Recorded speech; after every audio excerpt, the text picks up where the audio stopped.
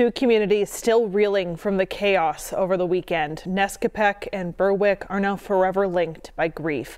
The latest on the tragic events, our top story here on Newswatch 16 at noon. Good afternoon, everyone, and thanks for joining us. I'm Stacey Lang. Right now, we continue our coverage of the devastating events in Columbia and Luzerne Counties over the weekend, leaving 2 people dead and 17 others injured. At last check with officials at Geisinger, 5 of those people are in critical condition. Newswatch 16's Chelsea Strube joins us live in Berwick with the latest. Chelsea. That's right. Good afternoon, Stacey. We've been here in Berwick all weekend, and you can see the display behind me here for the victims continues to grow. Now, for anyone watching at home who's unfamiliar with what took place here over the weekend, Newswatch 16's Elizabeth Worthington has a summary. A woman places flowers and writes a message on this growing memorial at the site of a tragedy over the weekend. She tells us off camera, although she did not personally know any of the victims, the entire community is feeling the pain. It started as a day filled with food, fundraising, and water balloon fights. It ended with a woman dead and more than a dozen hurt. This is a complete tragedy in a community where there's already been tragedy.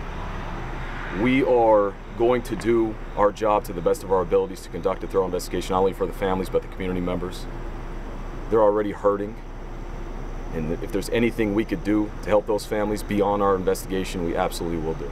In Toxicology Department Bar and Restaurant in Berwick hosted a benefit on Saturday to help the family members who lost 10 people in a fire earlier this month in Nescopeck. 24-year-old Adrian Suro Reyes admitted to police he spotted the crowd outside the bar on West 2nd Street and intentionally plowed into it, hitting several people, at least one fatally. 5 people are still in critical condition. Suro Reyes told troopers, quote, "I didn't ram them, I just ran them over."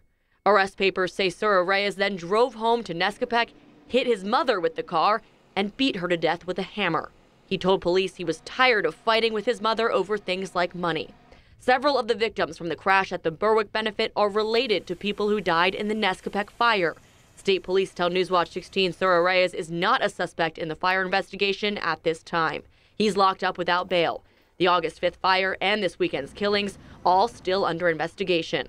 Elizabeth Worthington, Newswatch 16, Columbia County.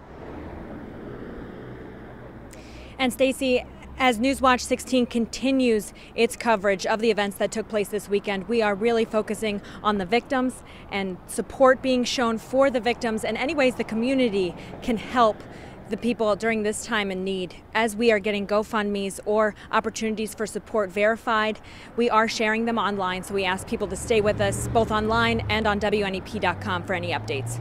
Chelsea Strube, Newswatch 16, reporting live in Columbia County.